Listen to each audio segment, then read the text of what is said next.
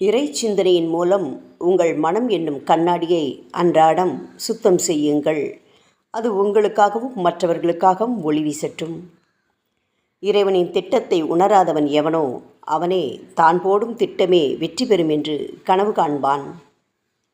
நம்மை தவறாக நினைப்பவரை நாம் தடுக்க முடியாது. ஆனால் நாம் அடுத்தவரை தவறாக நினைப்பதை தடுத்து கொள்ள முடியும். இறைவனுடைய செயல்களையும் திட்டங்களையும் நீங்கள் புரிந்து கொள்வது மிகவும் சிரமம். நீங்கள் அலைபாயும் மனதுடனும் தடுமாற்றத்துடனும் இருக்கும்போது அது இன்னும் கடினமாகிவிடும்.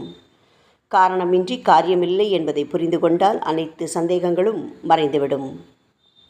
யாரிடமும் எங்கேயும் எப்பொழுதும் அன்பை எதிர்பார்க்காதீர்கள். அன்பை பெறுவதும் கொடுப்பதும் உணர்வின் நிலை.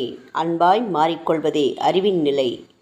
எனவே நீங்கள் போகும் இடமெல்லாம் அன்பை விதைத்துச் செல்லுங்கள்.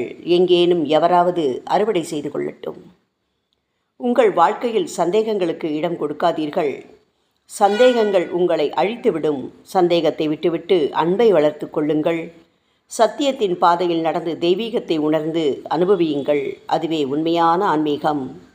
அன்பை யாரிடமும் காட்ட வேண்டிய அவசியமில்லை. அன்போடு இருந்தாலே போதுமானது. பாம்பிடம் அன்பாக இருக்கலாம். அதற்காக அதை தூக்கி மேலே போட்டுக்கொண்டு அன்பை காட்ட வேண்டிய அவசியமில்லை. ஓம் சாய்ராம்.